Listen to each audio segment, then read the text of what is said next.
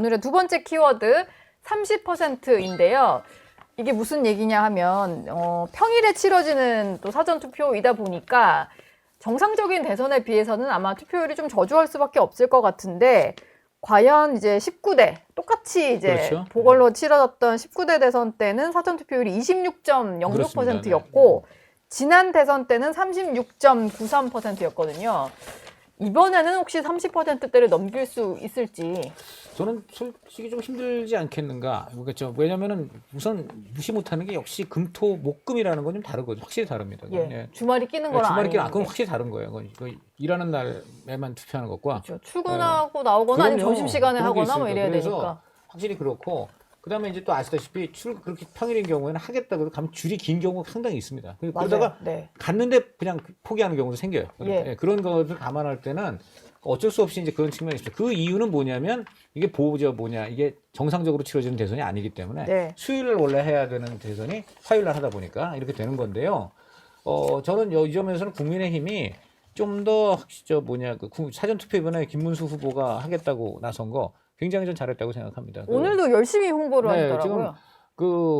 부정선거론이라는 것을 공당에서 그리고 지금 어쨌든 얼마 전까지 집권당이었던 당에서 물론 예. 대통령께서 이제 그런 거를 전 대통령이 거기에 대해서 이제 뭐 어떤 생각이 있는지 모르지만 네. 그거를 계속 갖고 가면 절대 안 돼요. 그럼 왜 나왔습니까? 그러면 부정선거 하는 거예요. 왜 나왔어요? 그러니까요. 그러니까 예. 그거부터가 말이 안 되고 네. 당연히 그리고 아까도 좀 다 말씀드린 얘기인데 하루 투표하는 정당하고 3일 표가 쏟아지는 정당 어디가 유리하겠어요. 그러니까 무조건 김문수 후보를 비롯해서 그 김용태 비대위원장, 우리 이윤선 대변인님, 또 뭐 권성동 원내대표 이런 분들 당의 지도자들 다 사전 투표 아주 일찌감치 하고 예. 계속 동료를 해야 되고 예. 그 다음에 결국은 절대 투표를 포기하지 마라.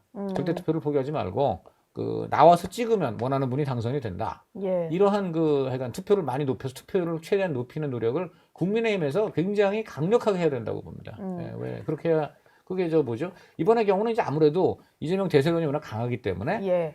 보수층의 투표 포기 가능성이 상당히 있어요.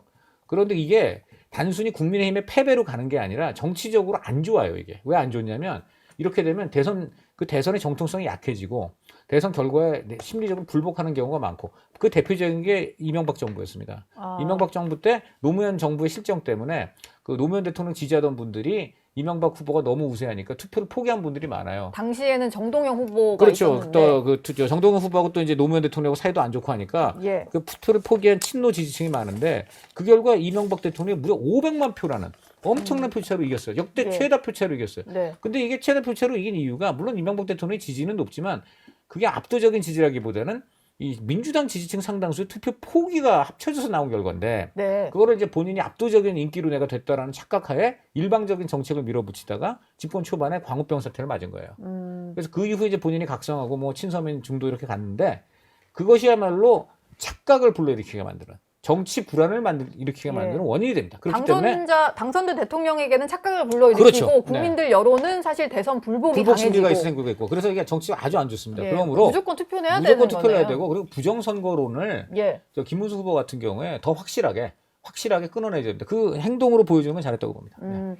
뭐 요즘에는 뭐 투표율이 높으면 누구한테 유리하다 불리하다 뭐 이런 얘기는 싹 들어간 것 같고 투표율이 높을수록 지지층이 많이 나오는 거니까 너도 나도 투표율 끌어올리기에 좀 집중을 하시는 것 같은데 뭐 두 후보도 마찬가지신 거잖아요. 저희들은 이제 뭐 어쨌든 사전투표 뭐 당연히 적극적으로 참여할 거고요. 저희 지지층이 아까도 말씀드렸지만 젊은 층이 많기 때문에 특히나 대학생들 같은 경우에 서울에 많이 올라와 있는 사람들 같은 경우에 지방에 못 내려가잖아요. 주소지가. 예. 네. 그래서 사전투표를 적극적으로 참여해달라고 좀 독려를 하고 있는 중이고요. 그리고 한 가지만 더 말씀드리면은 김문수 후보님이 제가 저번에 이 자리에 나와서도 말씀드렸지만 부정선거 음모론에 대해서 과연 끊어내셨는지 제가 의구심이 드는데 오늘도 여지를 두셨더라고요. 무슨 부정선거 적발되면은 뭐 적발하면은 판 뒤집힌다 이런 말씀하셨던데 예, 그런 얘기를 부정선거가 하셨어요. 네. 부정선거가 있다는 자꾸 전제를 하시고 그런 말씀을 하시는데 그렇게 하시면 안 된다고 저는 분명히 말씀을 드리고요. 그리고 예. 지금 그게 아까도 말씀드렸지만 탄핵에서 자유롭지 않고 계엄에서 자유롭지 않은 그런 후보가 되셨고 그다음 더욱이 이제 부정선거 음모론 가지고 그런 여지를 그걸 계엄의 주시는 근거 중에 하나를 또 그걸 들었기 그렇습니다. 때문에 그러니까 그게 문제예요. 이제 윤의게인 이런 걸로 또 지금 그런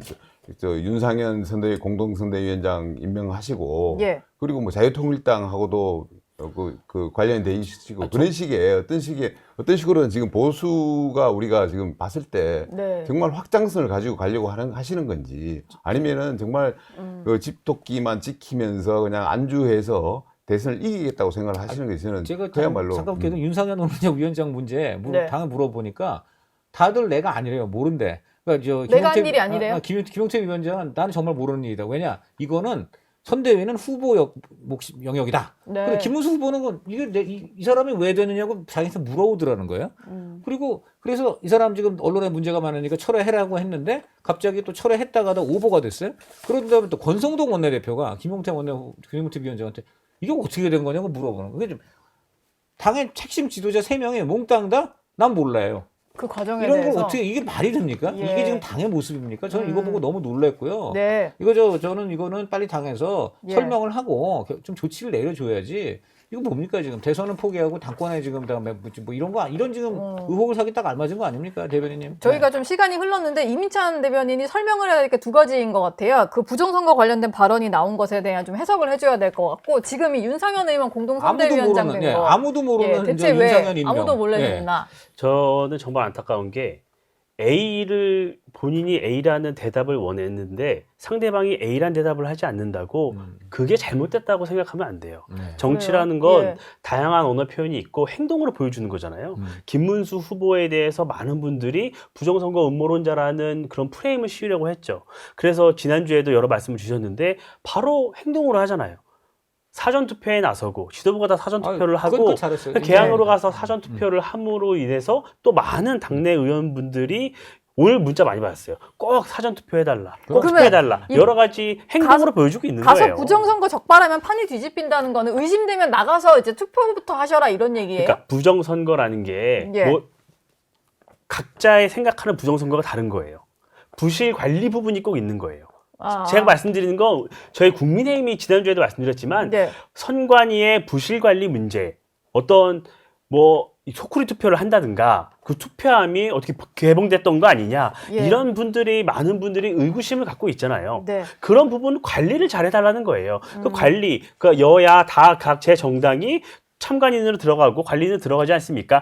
이런 관리를 우리가 잘하겠다. 국민의힘이 그러면 투표 관리 잘하겠다. 부실 선거라고 그러니까요. 해야지, 부실. 그런 네. 부분을 지적을 계속 하는 거예요. 그러니까 네. 여러분들 걱정하지 말고 투표를 해달라. 그래서 투표율을 높이고 사전투표든 본투표든 네. 이걸 해달라는 호소를 드리고 있는 거예요. 아니 그렇게 부정선거에 대해 론자고 그런 의심을 갖고 있는 분이 어떻게 사전투표를 해달라고 지지자들한테 말을 할 수가 있겠습니까? 그러니까 이게 저는 이제- 이거는 그런 김문수 후보를 깎아내리기 위한 그냥 아니, 프레임 그러니까 공세라고밖에 전 보지 않아요. 국가적인 대사 이런 선거 문제 관련해서는 정치인이 명쾌하게 얘기를 해줘야 됩니다. 그런데 네. 이 명쾌하게 얘기를 못하면서 자꾸 여지를 남기는 건 뭐냐면은 이것도 먹고 싶고 저것도 먹고 싶고 같이 그냥 다 이렇게 아. 그러니까 계엄과 탄핵에 잡아야 대해서 되니까. 윤석열 대통령에 대해서 명쾌하게 선을 끄면 되는데 예. 이 사람도 우리 편, 저 사람도 우리 편 잡탕밥 만드는 겁니다. 이런 네. 정치를 자꾸 하면 안 됩니다. 그럼 자기 그 정치를 왜 하는 겁니까? 예. 행동하는 것만큼 확실한 건 없다. 전 이 말씀을 드릴게요. 네, 시간이 많이 흘러서 오늘은 여기서 마무리해야 될 것 같습니다. 뭐 단일화 될지 내일 투표율 얼마나 될지 한번 지켜보도록 하죠. 세 분 말씀 감사합니다.